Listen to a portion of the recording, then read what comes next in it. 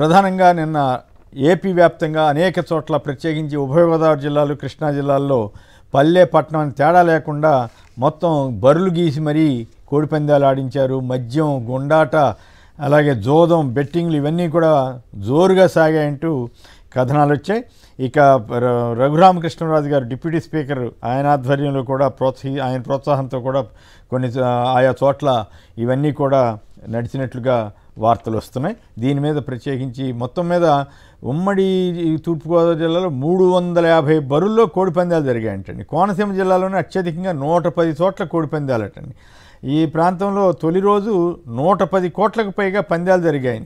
అట్లాగే బెల్ట్ షాపులు ఏర్పాటు చేసి మద్యం అమ్మకాలు సాగించారు. బెల్ట్ షాప్ పెడితే 5 లక్షల జరిమానా అన్నారు. మరి ఏమైపోయిందో తెలియదు కానీ చంద్రబాబు గారు ఈ రకంగా సంపద సృష్టిస్తున్నారంటూ జోకులు పేలుతున్నాయి. నిన్న కూడా చంద్రబాబు గారు మళ్ళీ ప్రతిరోజు ప్రెస్ కాన్ఫరెన్స్ పెడుతుంటారు కదా, నిన్న కూడా ప్రెస్ కాన్ఫరెన్స్ పెట్టి కొన్ని కీలకమైన వ్యాఖ్యలు చేశారు.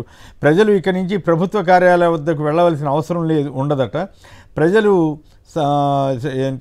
సమయం లేదా సమయం ఆదా చేసుకునే విధంగా ఆయన చర్య తీసుకుంటారంట. వాట్సాప్ ద్వారా ఈ గవర్నమెంట్ని నడుపుతామని చెబుతున్నారు. ఇంకా అంతకంటే ఆసక్తికరమైన విషయం ఏంటంటే ఆయన కొత్త విషయం చెప్పారు. అసలు ప్రజల కోసమే పనిచేస్తున్నాను, నా ఆలోచనలు ఉపయోగించుకుని ఎంతోమంది జీవితంలో పైకొచ్చారు, తన వల్లే హైదరాబాద్లో కొన్ని లక్షల మంది కోటీశ్వరులు అయ్యారు, ఔటర్ రింగ్ రోడ్డు, విమానాశ్రయం ఇవన్నీ కూడా తన ఘనతేనని ఆయన చెప్పుకున్నారు. పవన్ కళ్యాణ్ ప్రజాశక్తిలో వచ్చింది. పవన్ కళ్యాణ్ తీరుపై టీడీపీ నేతల ఆగ్రహం. పార్టీలో కష్టపడి పైకి వచ్చిన తనపై పవన్ కళ్యాణ్ చేసిన వ్యాఖ్యలు బాధగా ఉన్నాయని హోంమంత్రి వంగలపూడి అనిత సహచర మంత్రులు, పార్టీ సీనియర్ నేతల వద్ద ఆవేదన వ్యక్తం చేశారట. అలాగే బీఆర్ నాయుడు తదితరులు రాజీనామాకు డిమాండ్ చేయడం మీద కూడా పవన్ కళ్యాణ్పై టీడీపీ శ్రేణులు మండిపడుతున్నాయట. ఈయన స్థాయి ఏంది, ఈయన కథ ఏందో చూడాలంటున్నారంటే దాని మీద కూడా చర్చకి వెళ్దాం. ఇక చిత్తూరు జిల్లా కలెక్టర్ మీద ఆగ్రహం వ్యక్తం చేశారంట. సోలార్ విధానం మీద మీకు అవగాహన లేదా, డ్యామ్ డూమ్ అన్నారట చంద్రబాబు గారు. ఇక మరొకటి ఏంటంటే తిరుపతి జిల్లా వాళ్ళందరినీ కూడా పారిశ్రామికవేత్తలుగా తయారు చేస్తాం, భవిష్యత్తులో తిరుపతి జిల్లాకు చెందిన వారిని పారిశ్రామికవేత్తలుగా తయారు చేస్తాం, భవిష్యత్తులో సెల్ ఫోన్ మీకు ఆయుధంలా పనిచేస్తుందని చంద్రబాబు గారు చెబుతున్నారు.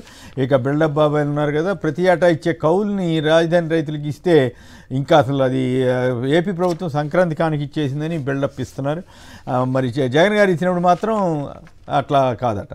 ఇక పండగ పూట కూడా విశాఖలో ఈ స్టీల్ ప్లాంట్ ఉద్యోగులు 4 నెలలుగా బకాయి వేతనాలు చెల్లించాలంటూ నిరసన చెప్పారు.